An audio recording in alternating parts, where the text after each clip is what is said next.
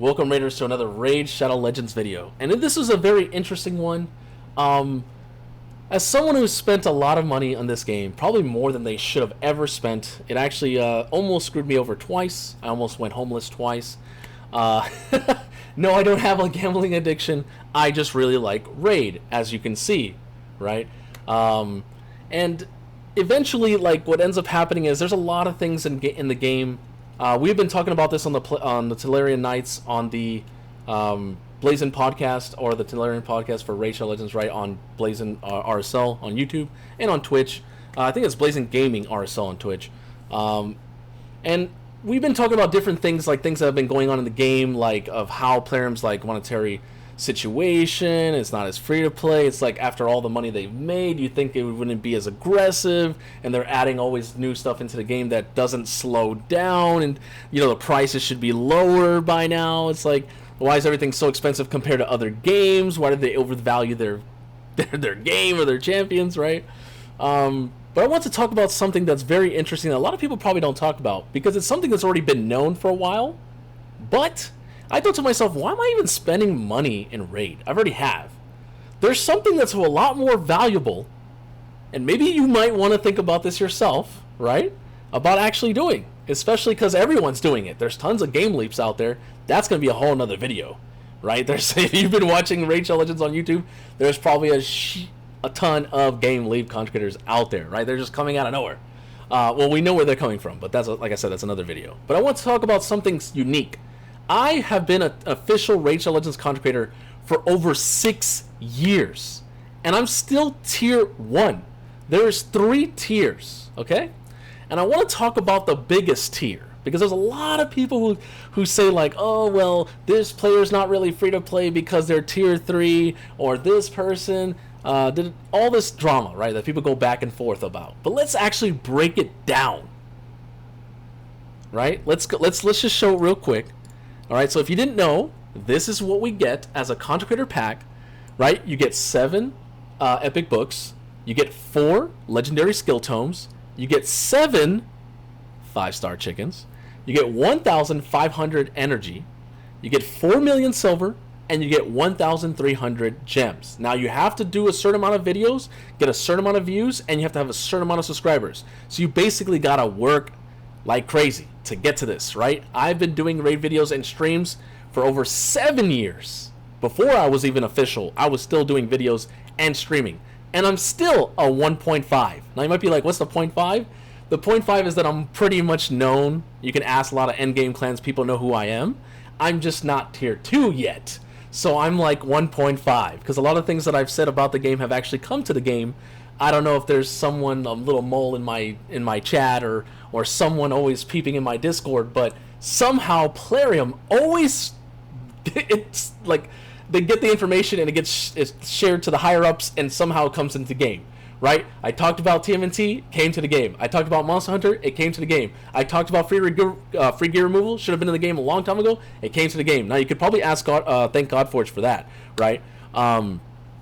There was other things, yes, Res Nuker. I talked about Res Nuker for a long time. It's finally in the game, right? It's like I can literally make probably a video about that, just top 20 things that I've done that actually kind of came into the game through influence. But this is something that's like, I want to talk about this. If we broke this down, right? If we broke this down and actually put it to like a monetary thing, how much would you spend in Raid to have this?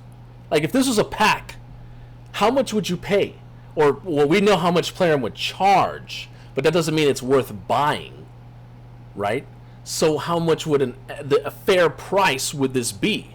And we get this on a weekly basis. That means there's on average, I know there's some months that have less months, and there's some months that have more months, okay, or weeks. So on average of 4 weeks per month, that's a lot. Right? We broke it down. We actually broke that down, which is simple maths, honestly, right? That's 16 legendary skill tomes. That's a lot. That's like 2 champions fully booked for free, okay? 28 skill tomes, epic skill tomes. That's pretty good. That's a few champions right there. It's probably maybe 3 or 4, depending on the champion. Some people are librarians, some people are not, right? Lots of pretty amount of good chickens as well, right? 28 is a lot. That's not even the chickens you're going to be farming yourself. 6,000 energy is pretty good, pretty good. You know, including all the other areas you can get energy, like Clan Shop and all the other places you could buy it, right? Or free energy from just like the daily logins and stuff. And then 16 million is basically one gear enhancement done for free, right? Just for free, just by having this. You never have to worry about one. You'll always save 16 million per month, basically. And then the gems is nuts. 5,200 is a lot. That's a lot of champions. Man, I really want that because I would never have to do masteries and go to Minotaur. I would just always... I still to this day gem my champions from time to time, even though people get mad that I do it. Because it's just... I want to save a good 20, 30 minutes. I know I can do it super fast as an endgame player. But bro, 20, 30 minutes starts adding up. Once a week, that's 2 hours of my life. You start multiplying that per year, that's 20 hours of my life. I don't know how much, I don't know about you, but Raid starts adding more stuff to take more time. I want to save more time as an endgame player. So that's why I use gems. But I could definitely see if I had that, I would never have to worry about using gems. That's a lot of extra ones.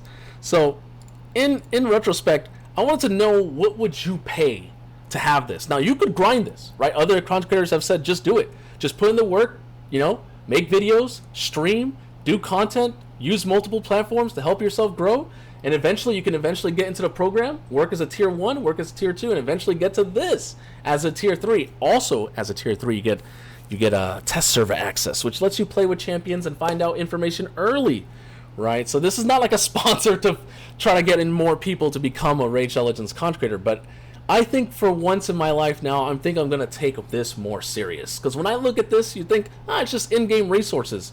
I look at it as, I never have to spend in Raid again. That's how I look at it. And if I want to really enjoy Raid, I need to have resources like this coming every single week. Because I don't want to have to keep investing more into something that's probably not investing into me back. Just personally. Anyways. What are your thoughts? Let me know in the comments down below. What would you spend for a pack like this? I'm curious. And I'll see you guys in the next one. Bye-bye.